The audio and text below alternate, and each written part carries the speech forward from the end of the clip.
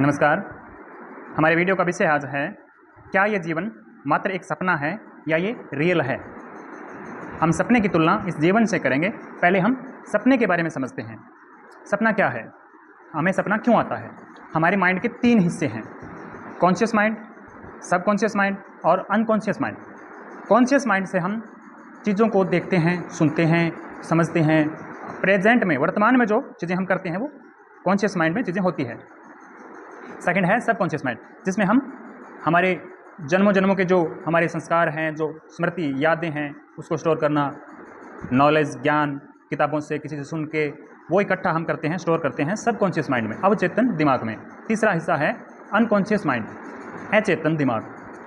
तो सपना जो है वो सबकॉन्शियस माइंड का एक रिफ्लेक्शन है, जिसमें हमने डर की भावनाएं, इच्छा की भावनाएं जो छिपा रखी है, दबी हुई है, वो उभर के आती है सपने के अंदर।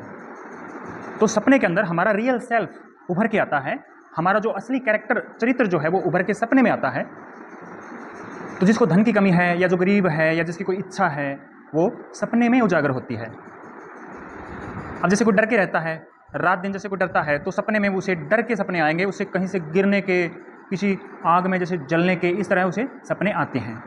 अगर किसी से बैर भाव है, लड़ाई है, तो उसको उसी हिसाब से सपने आएंगे। एक सपना रियल लगता है, जब तक सपना आता है तब तक रियल, असली लगता है कि सब कुछ सही हो रहा है, सारी चीज़ें, सारे व्यक्ति, जो भी घटनाएं होती हैं वो सब कुछ रियल लगता है। ऐसे ही ये हमारा जो जीवन है, इसमें जो भी चीज़ें हम देखते हैं, महसूस करते हैं, एक्सपीरियंस करते हैं, वो सब कुछ रियल लगता है। सपने की रियलिटी हमें कब पता चलती है कि ये तो सिर्फ एक सपना था, जब हमारी नींद खुलती है। ऐसे ही इस जीवन के बारे में हमें कब पता चलता है कि ये सिर्फ सपना था, जब हमारी मौत होती है। तो जैसे सपने से हम कुछ भी नहीं पा सकते, ना धन ना दौलत।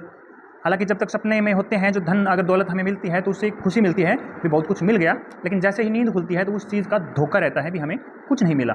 ऐसे ही जब यहाँ से हम संसार से जाते हैं तो सिर्फ अपनी कॉन्शियसनेस, चेतना के सिवाय यहाँ से मटेरियल कुछ भी नहीं ले जा सकते।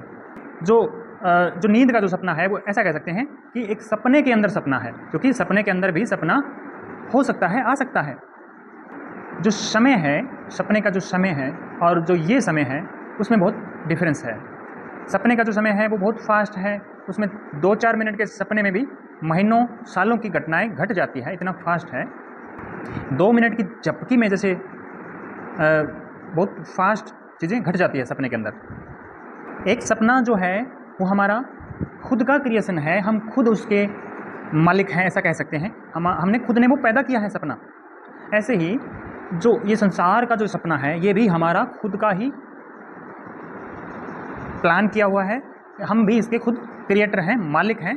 हम किसी और को दोष नहीं दे सकते। अपने अच्छे बुरे, जो भी हमारी किस्मत, जो भी हमारी परिस्थितियां हैं, उसके जिम्मेवार हम खुद हैं, जैसे कि हम सपने के जिम्मेवार खुद होते हैं।